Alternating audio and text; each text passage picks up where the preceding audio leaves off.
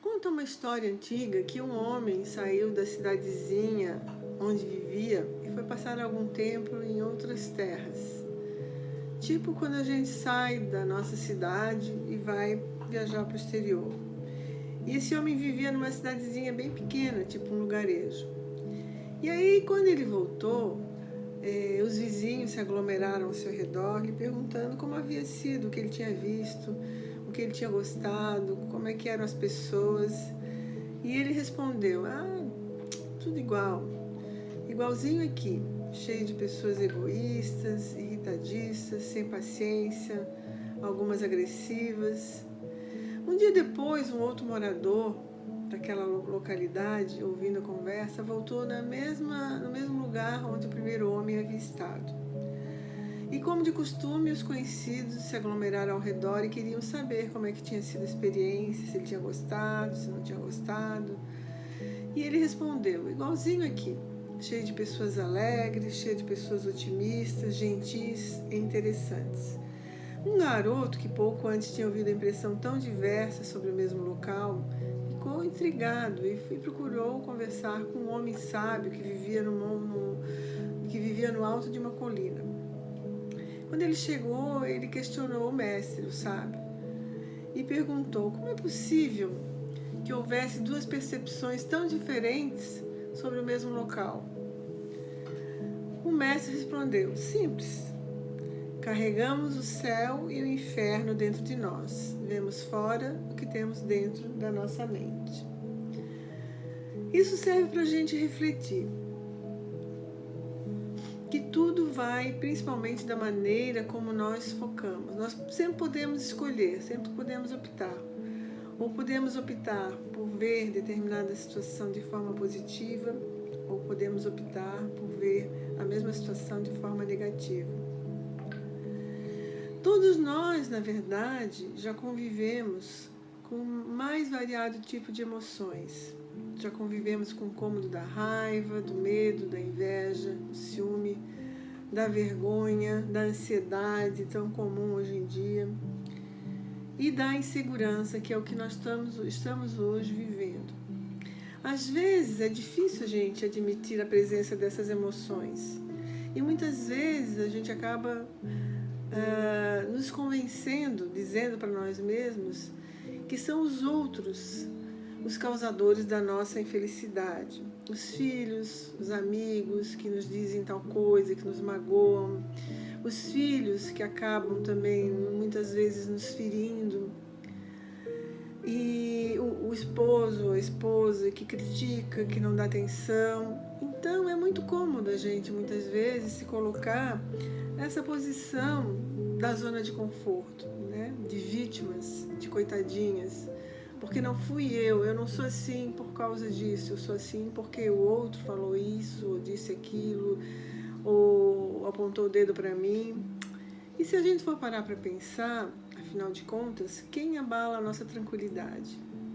O trânsito congestionado, quando nós estamos apressados, o vizinho que faz barulho quando nós queremos dar aquela dormidinha de tarde, o chefe que não reconhece o nosso empenho, o nosso trabalho, o companheiro ou a companheira que nos critica, que está sempre reclamando da vida, a criança que não obedece a sua mãe, ao seu pai, o amigo que não está sempre disponível, sempre à nossa disposição. Então são muitas as situações onde nós podemos nos deparar com o descontrole emocional, que acaba nos estabilizando, muitas vezes acionando o nosso piloto automático. Eu gosto muito de falar dessa palavra, piloto automático, porque esse piloto automático surge principalmente diante das expectativas. As expectativas que temos em relação ao outro, ao familiar, ao trabalho, ao marido, ao emprego, enfim.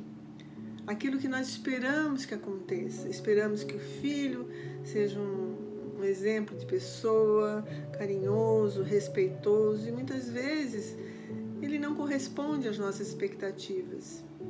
E acabamos então nos decepcionando, acabamos nos magoando, acabamos nos ferindo. E aí a pergunta que eu faço para todos nós, para que todos nós possamos refletir: você é emocionalmente honesto? Ou seja, você joga limpo consigo mesmo quando se trata das suas próprias emoções? Ou você atribui o seu descontrole, o seu caos emocional ao seu estilo, ao seu jeito de ser, ao seu temperamento, dizendo tipo, eu sou assim mesmo, e daí?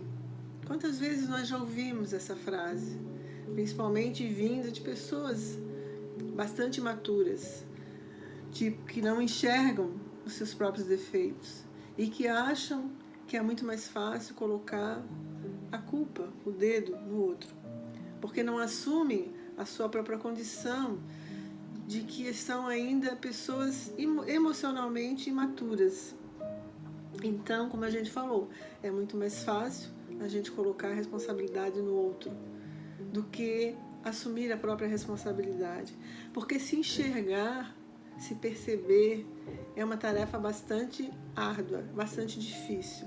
Precisa treino, precisa exercício, precisamos cada vez mais ir em busca desse autoconhecimento tão comentado, que é o que realmente vai nos motivar a mudanças importantes na nossa vida. Então, se não analisarmos o porquê de sentirmos essas emoções, como a raiva, a tristeza, a melancolia,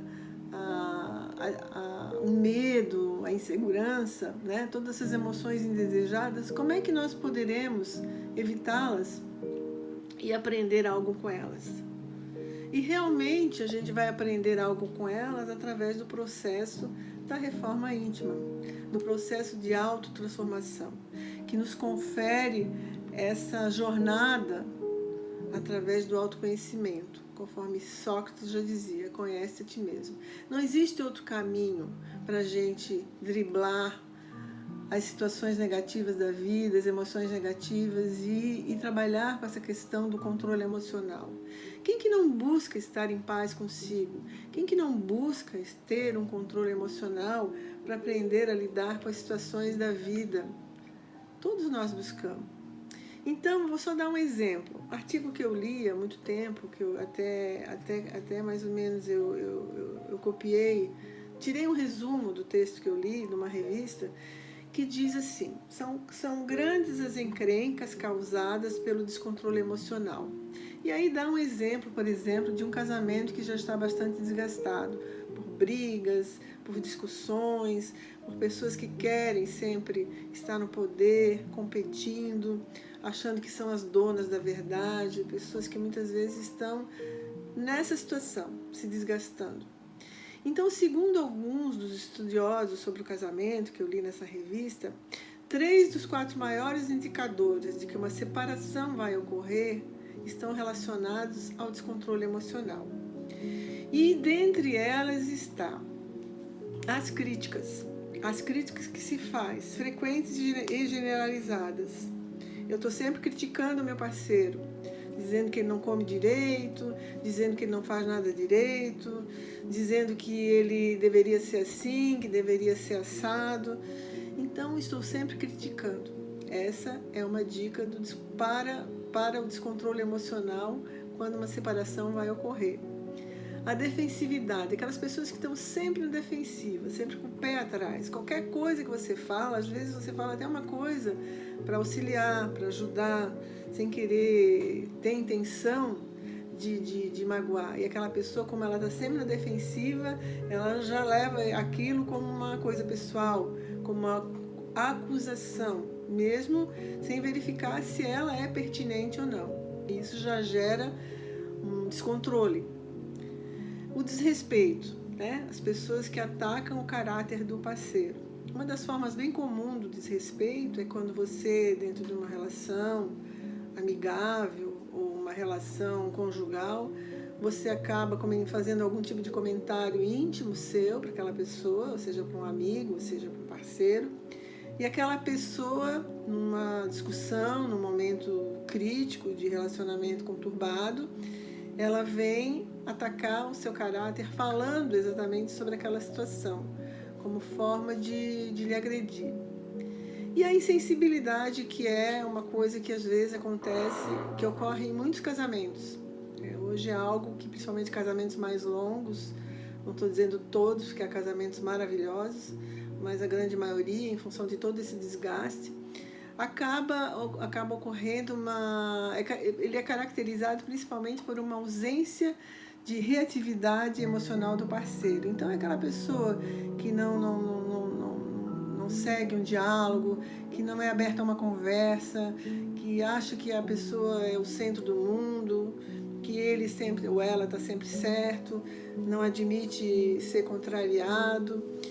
Então isso é muito interessante. E se nós formos ver hoje, é bastante comum nos relacionamentos, principalmente diante desse confinamento que está acontecendo agora, ocorrerem bastante situações de desgaste, né? E já ouvi inclusive comentário que muitas pessoas que estão vivendo essa situação de confinamento que a gente está vivendo hoje, casais podem ou fortalecer a sua união, ou pode ocasionar até um rompimento, em função de que de repente ficam frente a frente e são obrigados de alguma forma, através dessa convivência, a se conhecer de uma forma ou de outra. Mas o que acontece? A gente precisa aprender, né, a ressignificar. E o que é ressignificar? Ressignificar é dar um novo significado a um evento, a uma situação. Então, na prática, é o que? A capacidade que a gente possui e quase não percebe de encarar de forma simples as situações que antes pareciam muito complicadas. De perceber uma nova maneira de dar um novo sentido àquilo que já está formatado no nosso sistema de crenças e valores. Então, um exemplo, né? A gente vai no restaurante, de repente está lá no restaurante, o restaurante está cheio, a gente está com fome e chama o garçom 3, 4 vezes e o garçom não vem, ele fica demorando. E às vezes as pessoas acabam numa situação dessa se irritando, outros acabam levantando e vão embora, porque não admite que aquilo aconteça. E aí, diante de uma irritabilidade, o garçom chega e aí recebe às vezes uma forma agressiva, nossa, né? A pessoa trata ele mal. E aí, o que acontece? O que é ressignificar nessa situação? É a gente ter o discernimento de pensar que aquele garçom, de repente, está atarantado com tantas mesas, que de repente é um garçom que está começando a trabalhar, que está ali tentando se esforçar, tentando mostrar o seu melhor, que precisa daquele emprego, né? Então, e relevar, né? E não se descontrolar. Muitas vezes as pessoas se descontrolam por tão poucas coisas, né? E isso é uma situação que ocorre também com bastante frequência, em várias situações, não só com relação a esse exemplo, mas várias situações. Então, a ressignificar é ser capaz, ter a percepção de ver a mesma situação sob diferentes ângulos e, por meio da alteração no modo de pensar, exercer de alguma forma um meio de nós alterarmos o nosso estado emocional. Porque sabemos que não adianta a gente chutar o balde, que muitas vezes a gente faz isso e depois acaba eventualmente botando a mão na consciência, botando a mão na cabeça, às vezes até prejudicando uma pessoa que precisa daquele emprego. E aí a gente vai às vezes ter um problema de consciência e ficar pensando, pô, quem sabe se você está num processo de autoconhecer, de querer se melhorar, de querer se tornar uma pessoa melhor, você vai colocar a mão na consciência e vai pensar, pô, de repente, quem sabe eu pudesse ter evitado a situação. Quem sabe eu não deveria ter dito essa situação, ter dito aquilo que eu disse para a pessoa. Eu gosto muito de pensar que, às vezes, se a gente tivesse uma câmera escondida que nos filmasse a cada momento, especialmente nessas situações, né, em que a gente, às vezes, está envolvido, coisas que a gente faz de maneira impulsiva, coisas que a gente diz que não deveria dizer, a forma como nós tratamos as pessoas de forma intempestiva, se tivesse uma câmera que nos filmasse, com certeza, se nós fôssemos passar esse filmezinho depois de nos olhar, nós iríamos ficar bastante envergonhados, bastante constrangidos em detrimento dessas situações. Então é muito interessante a gente aprender o domínio emocional, que nada mais é do que nós aprendermos a pensar, a raciocinar antes de ter uma atitude da qual nós podemos ferir, magoar e também, principalmente, magoar a nós mesmos, porque nós não estamos só magoando o outro, ferindo o outro, nós também estamos nos prejudicando, porque muitas vezes vamos trazer para a nossa vida ainda mais um problema, que é o arrependimento, o remorso. Muitas vezes até vamos pedir desculpa para aquela pessoa e aquela pessoa não aceita as nossas desculpas, porque ela achou que a gente passou do limite.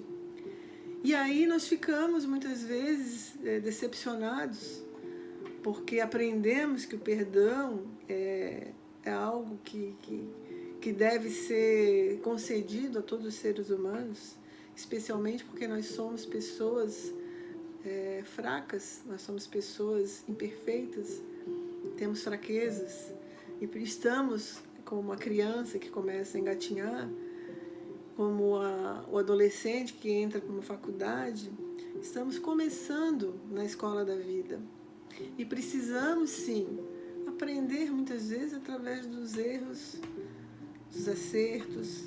É a única forma, através da dor que muitas vezes vem também nos mostrar algum aprendizado, nos trazer alguma lição. Então, que nós possamos pensar nessa questão do autoconhecimento, dessa reforma interior que todos nós precisamos buscar urgentemente para nos tornar pessoas melhores, aptas a lidar não só com o outro, mas sobretudo consigo mesmo. Porque à medida que nós vamos nos melhorando, à medida que nós vamos trabalhando principalmente essa questão do controle emocional, do domínio emocional, nós vamos nos fortalecendo intimamente, nós vamos trazendo para a nossa vida principalmente a paz de espírito, o equilíbrio, o pensar, né? O pensar antes de reagir. Vamos eliminando da nossa vida, aos poucos, porque não é uma coisa da noite para o dia, essa palavra, piloto automático, os impulsos que muitas vezes nos levam a cometer e a fazer coisas que muitas vezes vamos pensar que não deveríamos ter dito e nem ter feito. Então essa pequena reflexão serve apenas para a gente se lembrar da importância de nós buscarmos esse autodomínio sobre si. E isso, volto a dizer, nós vamos conquistando aos poucos, através dessa busca interior, dessa jornada, dessa viagem para dentro de si, buscando-se a si próprio, descobrindo-se imperfeito, assumindo as suas imperfeições, dando-se conta dos seus rompantes, dando-se conta dos seus impulsos. Somente aí nós vamos ter a capacidade de honestamente, de friamente olhar para nós mesmos e reconhecer que nós somos assim. Somos assim, mas temos dentro de nós a chave, o poder de transformar toda e qualquer situação. Basta a gente querer, basta a gente ir em frente. E é isso que eu acredito. Gostaria de ter compartilhado com vocês esse meu pensamento, tá bom? Uma boa noite e obrigada.